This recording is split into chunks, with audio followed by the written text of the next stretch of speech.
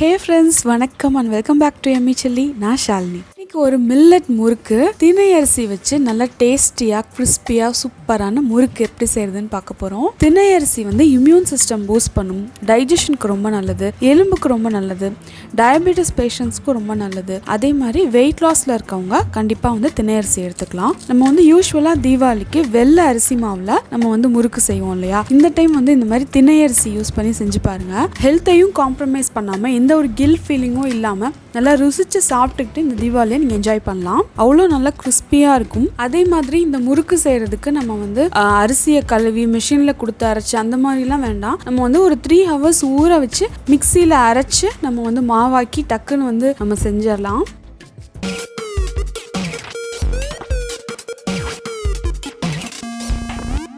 ஒரு கப் வந்து திணை அரிசி எடுத்துக்கோங்க.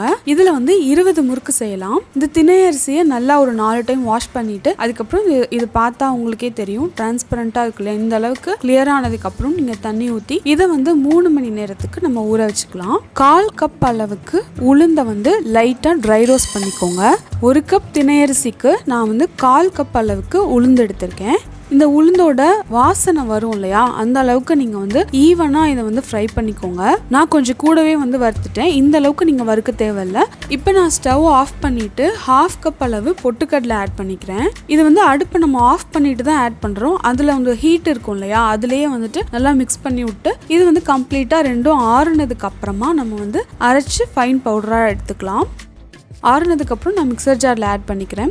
இது வந்து நல்லா ஃபைன் பவுடராக அரைச்சி எடுத்திருக்கேன். இந்த அரைச்ச பவுடர் வந்து எப்படி இருக்கணும் அப்படின்னா, நம்ம வந்து ஃபேஸ் பவுடர் இருக்கு இல்லையா, அந்த அளவுக்கு வந்து நம்ம ஃபைனாக அரைச்சிருக்கணும். அதை வந்து சளிச்சு எடுத்துக்கோங்க. அப்போ தான் ஏதாவது 1-2 வந்து அரைப்படாமல் இருந்தாலோ இல்லைனா வந்து கிரெயின்ஸ் வந்து நிறையா இருந்தாலோ வந்து நம்ம தனியாக அதை எடுத்துடலாம். ஃபைன் பவுடராக இருக்கணும் முறுக்குக்கு. இப்போ இந்த அரைச்ச உளுந்து பொட்டுக்கடலை மாவு சைடில் எடுத்து வச்சுருங்க. இப்போ இந்த 3 மணி நேரம் ஊறிச்சு இல்லையா, அந்த அரிசியை வந்து எடுத்து தண்ணியை வந்து நம்ம வடிச்சுக்கலாம். அதுக்கப்புறம் இதே மாதிரி மிக்சர் ஜாரில் போட்டு அரைச்சி எடுத்துக்கலாம் மாவா.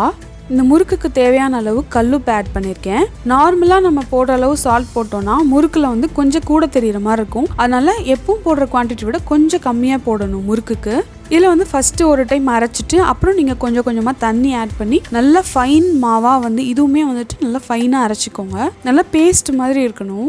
இப்போ இதை ஒரு மிக்சிங் பவுலில் ஆட் பண்ணிக்கிறேன். இப்போ இந்த மாவை வந்து நம்ம எடுத்ததுக்கப்புறம் அந்த ஜாரில் இன்னும் கொஞ்சம் மாவெல்லாம் ஒட்டிகிட்டு இருக்கும் இல்லையா, அதெல்லாம் வந்து நீங்கள் தண்ணி ஊற்றி வாஷ் பண்ணி சைடில் தனியாக வச்சுருங்க. நம்ம தேவைப்பட்டுச்சு அப்படின்னா அதுலேருந்து நம்ம எடுத்துக்கலாம். இப்போ இந்த அரைச்சி வச்ச திணை அரிசி மாவில் நம்ம ஏற்கனவே சைடில் எடுத்து வச்சுருந்தோம் இல்லையா உளுந்து பொட்டுக்கடலை மாவு, அதை வந்து கொஞ்சம் கொஞ்சமாக ஆட் பண்ணி நம்ம மாவு பிசைஞ்சிக்கலாம். இதுலேயே வந்து நீங்கள் ஸ்பைசினஸ் வேணும்னாலும் ஆட் பண்ணிக்கலாம். கொஞ்சம் மிளகாய்த்தூள் இதில் ஆட் பண்ணி நீங்கள் பிசைஞ்சிங்கன்னா காரம் முறுக்காவும் உங்களுக்கு இருக்கும். நம்ம மாவு பிசைஞ்சிட்டு இருக்கப்பே 1 டேபிள் ஸ்பூன் அளவுக்கு பட்டரையும் ஆட் பண்ண போகிறேன். இந்த வெண்ணெயை வந்து நான் மெல்ட் பண்ணி எடுத்துக்கிறேன். இந்த உளுந்து பொட்டுக்கடலை மாவு கொஞ்சம் இருக்குது, மீதி அதையும் ஃபுல்லாக இப்போ நான் ஆட் பண்ணிட்டேன். இதில் அந்த லைட்டாக மெல்ட் பண்ண வெண்ணெயும் ஆட் பண்ணிக்கிறேன். இப்போ இது நல்லா பிசைஞ்சிக்கலாம். நமக்கு தண்ணி வந்து இதுக்கு மேலே தேவைப்பட்டால் நம்ம ஆட் பண்ணிக்கலாம். 1 டீஸ்பூன் பெருங்காயம் ஆட் பண்ணியிருக்கேன். நீங்கள் கட்டி பெருங்காயமாக யூஸ் பண்ணீங்க அப்படின்னா முன்னாடியே கொஞ்சமாக வந்து தண்ணி ஆட் பண்ணி அதை வந்து நல்லா கரைச்சிட்டு அதுக்கப்புறம் ஆட் பண்ணிக்கோங்க.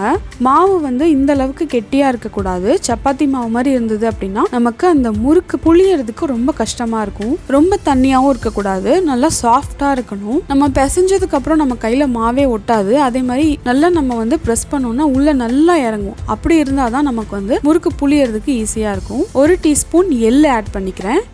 1 டீஸ்பூன் ஓமம். இதை வந்து அப்படியே ஆட் பண்ணாமல் நம்ம லைட்டாக வந்து க்ரஷ் பண்ணி ஆட் பண்ணோம்னா அதோட வாசனை வந்து நல்லாயிருக்கும். ஓமத்துக்கு பதில் நீங்கள் ஜீரகம் ஆட் பண்ணிக்கலாம். டைஜஷனுக்கு ரொம்ப நல்லது இதெல்லாம் நீங்கள் ஆட் பண்ணீங்க அப்படின்னா. இப்போ ஃபுல்லாக நல்லா மிக்ஸ் பண்ணி விட்டு வச்சிடலாம்.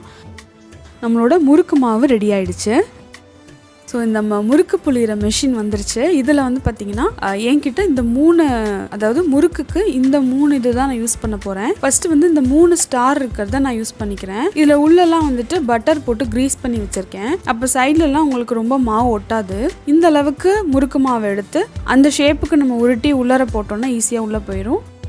இதில் நீங்கள் வந்து புளிஞ்சு பாருங்கள், உங்களுக்கு புளியறதுக்கு ஈஸியாக இருக்கா, கன்சிஸ்டன்சிலாம் கரெக்டாக இருக்கான்னு செக் பண்ணிக்கோங்க. ரொம்ப நல்லாவே வருது. இது வந்து நீங்கள் நிறையா பல்காக நீங்கள் வந்து செய்கிறீங்க அப்படின்னா கொஞ்சம் ஈர துணியில் மூடி வச்சுருங்க. அப்பப்போ கொஞ்சம் கொஞ்சமாக மாவு எடுத்து முறுக்கு போட்டுருங்க. நான் இது வந்து நம்ம 1 கப் தான்றனால நான் வந்து உடனே செய்கிறேன். இப்போ ஒரு கவர் எடுத்துக்கலாம். இந்த மாதிரி உங்ககிட்ட எந்த ஒரு பாலித்தீன் கவர் இல்லைன்னா ஆயில் வாங்கியிருந்தீங்கன்னா அந்த கவர் இருக்கும் இல்லையா, அதில் கூட நீங்கள் வந்து புளியலாம். ஃபஸ்ட் டைம் முறுக்கு செய்கிறீங்க அப்படின்னா இந்த டிப்ஸ் எல்லாம் வந்து யூஸ்ஃபுல்லாக இருக்கும். ப்ரீவியஸ் வீடியோ கம்பு லட்டு அந்த ரெசிபியையும் பாருங்கள், ரொம்ப ஈஸி தான் அதுவும் செய்யறதுக்கு. அதே மாதிரி லாஸ்ட் இயர் தீபாவளி ஸ்வீட்ஸுமே பாருங்கள். சந்திரகலாலாம் வந்து கோதுமை மாவுலேயும் வந்து நம்ம செஞ்சுருப்போம். ஸோ ஹெல்த்தியான ஸ்வீட்ஸ் அண்ட் ஸ்நாக்ஸ் செஞ்சு உங்கள் தீபாவளியை நல்லா என்ஜாய் பண்ணுங்கள். நம்ம இந்த மாதிரி நிறையா கவர்ஸில் நம்ம வந்து புழிஞ்சு வச்சுட்டோன்னா அட் அ டைம் வந்து நம்ம 3 நாளாக அந்த மாதிரி பொரிச்சு எடுத்துடலாம். இப்போ என்ன சூடாயிடுச்சான்னு செக் பண்ணுறதுக்கு கொஞ்சமாக வந்து இந்த மாவை போட்டு செக் பண்ணிவிட்டு அதுக்கப்புறமா ஒவ்வொரு முறுக்கா போட்டு பொரிச்சு எடுத்துக்கலாம்.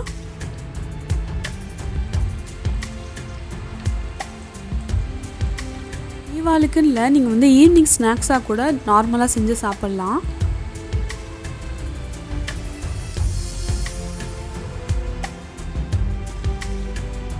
ஸோ பார்க்கவே சூப்பராக இருக்குது.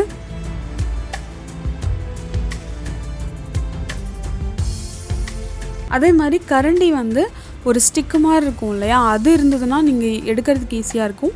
இல்லைனா இதில் கூட நீங்கள் எடுக்கலாம். இப்போ நான் அந்த நிறையா ஹோல்ஸ் இருக்குது இதில் வந்து செக் பண்ணி பார்க்குறேன்.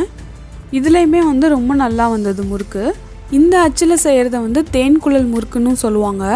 ஸோ எந்த அச்சு இருந்தாலும் நீங்கள் அதில் வந்து ட்ரை பண்ணலாம். ஒரே மாவே வந்துட்டு இந்த மாதிரி வேறு வேறு ஷேப்பில் செய்யலாம். நீங்கள் இந்த மாதிரி ஹெல்த்தியான ரெசிபீஸ்லாம் உங்களுக்கு பிடிச்சிருக்கு, சப்போர்ட் பண்ணணும்னு நினச்சிங்க அப்படின்னா லைக் பட்டன் கிளிக் பண்ணிவிட்டு உங்களோட ஃபேமிலி அண்ட் ஃப்ரெண்ட்ஸில் யார் மேலெல்லாம் நீங்கள் கேரிங்காக இருக்கீங்களோ அவங்களுக்கெல்லாம் இந்த வீடியோ வந்துட்டு ஒரு ஷேர் பண்ணி விடுங்க. எம்இசிலி சேனல் ஃபர்ஸ்ட் டைம் பார்க்குறீங்கன்னா ப்ளீஸ் சப்ஸ்கிரைப், பக்கத்தில் இருக்க பெல் ஐக்கானை கிளிக் பண்ணி ஆல் அப்படின்ற பட்டனை ப்ரெஸ் பண்ணிடுங்க. ஆரோக்கியமான உணவை அறுசுவையோடு சாப்பிடுங்க. தேங்க்யூ.